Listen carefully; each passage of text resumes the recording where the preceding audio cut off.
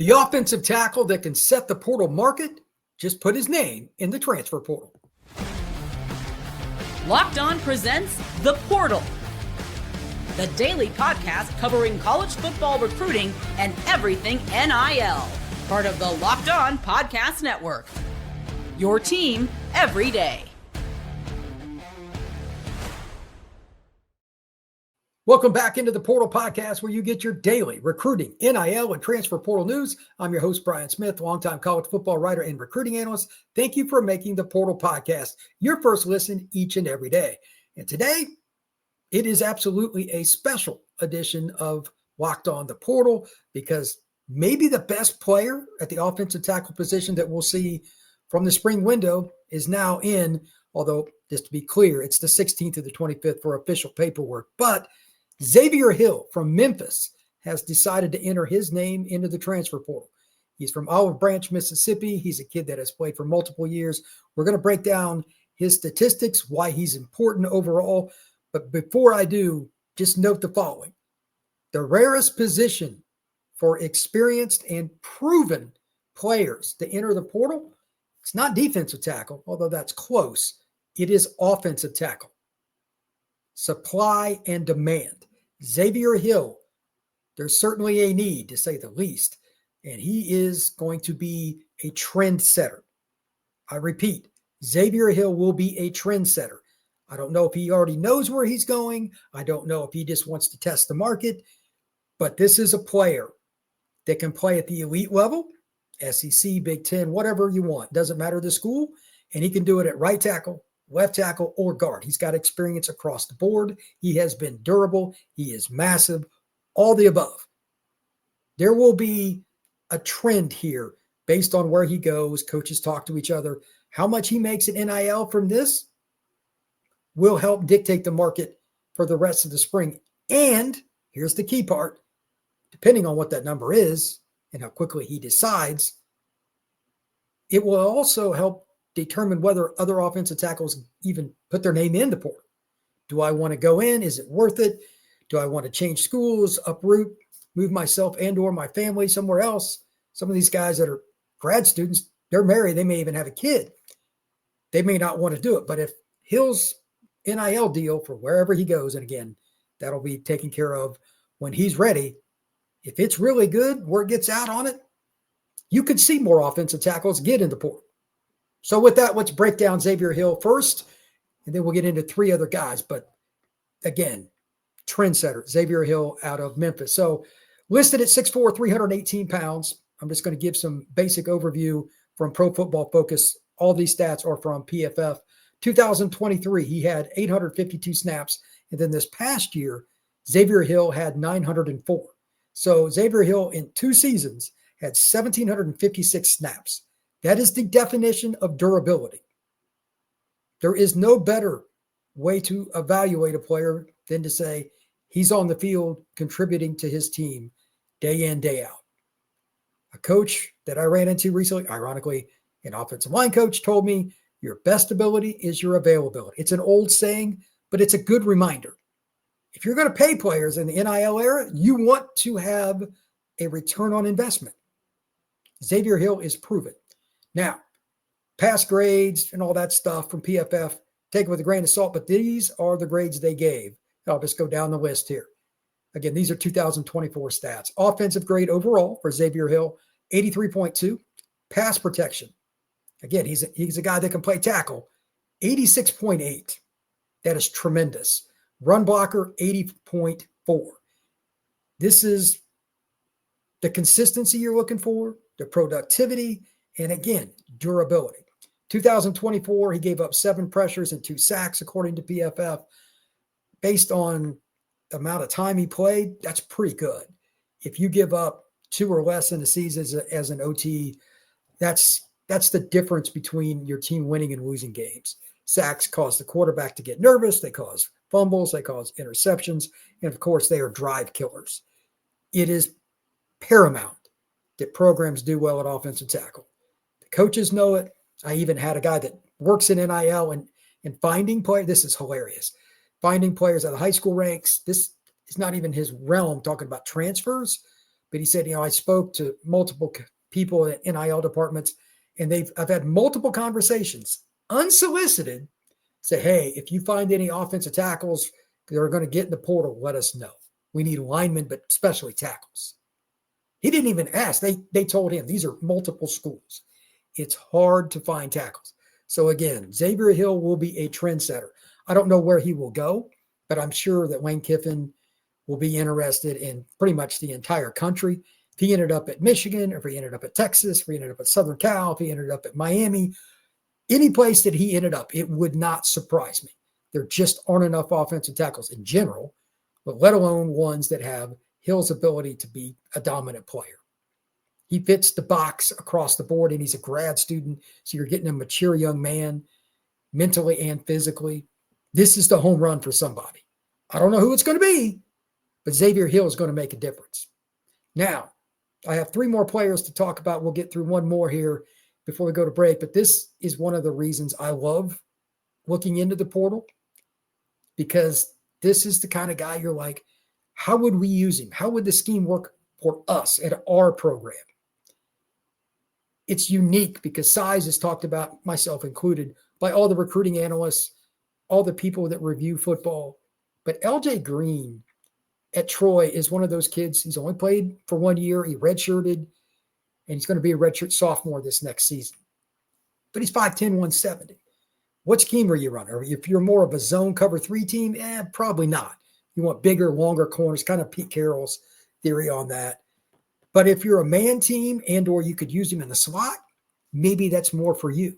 He played at Troy. That's a program in the state of Alabama, Sun Belt. I'm really curious to see who comes after him. 566 snaps last year. So Troy obviously leaned on him. And this is a young man that wasn't dominant, but he's still a growing player.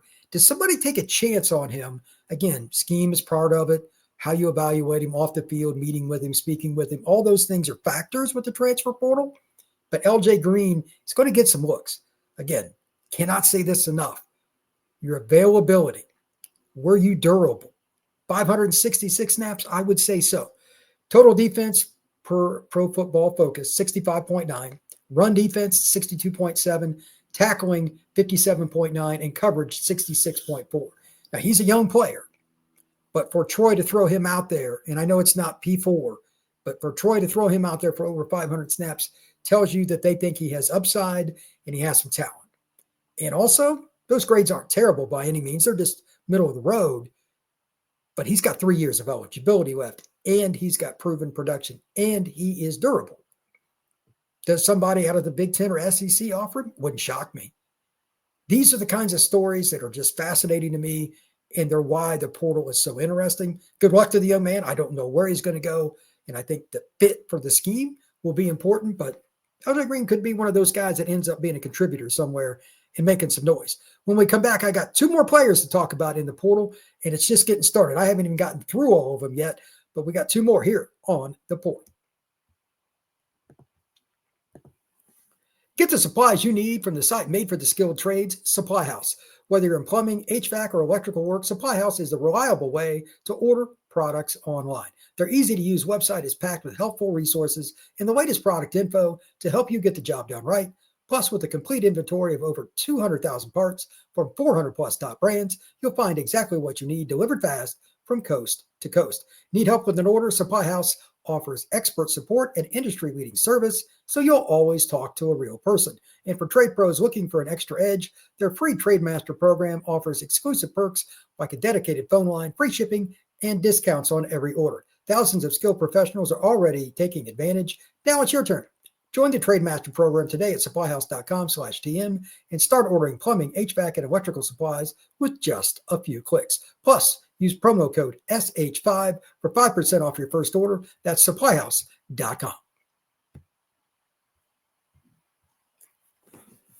2 more players to talk about that are in the portal, among others. It's just kind of getting started. And once again, to reiterate, the official date is April 16th for paperwork to be filed and all that stuff to go through the computer system at the NCAA. But you can still announce that you're leaving. So here are 2 more guys to talk about. Number one, this is kind of like LJ Green. that's at Troy. Austin Peay, it's a program in the state of Tennessee. Jaden Lyles, 5'11", 203 is safety. He will be a redshirt junior, so he technically has 2 years of eligibility. This past year, another guy. This is why I picked him and discussed him. 790 snaps. Holy cow, that's a lot. Defensive grade, 64.3. Run defense, 61.2. Tackling, 57.6. Coverage, 64.7. Now, the thing I liked about him when I dug into the stats a little more, talking about Jaden Lyles, he's a guy that makes plays near the line of scrimmage. So that brings up the question that I love talking about with defensive backs, kind of like with Green.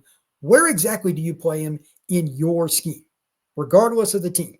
Tennessee's scheme is different than what Florida State runs, and Florida State's scheme is different than what Texas Tech runs, et cetera, et cetera.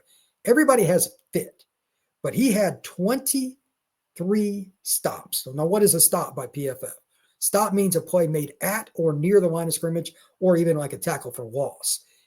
If you have 23 as a DB, you're an aggressive tackler, and you're a guy they trust to get downhill in the run game. So strong safety is a possibility. And to reiterate, 5'11", 203 pounds. So he's got some size to him. Maybe he's a guy that can play over the slot for you. Maybe you use him in the box. Maybe you're a cover 3 team and you want to come back and forth and play games with the quarterback. He winds up in a too high look, then you rotate into cover 3. He's an experienced player, so he should be able to do that. There's a lot of ways you could look at him depending on your scheme. I like these kinds of players because what's one man's gold, maybe another man's trash. That's an old saying.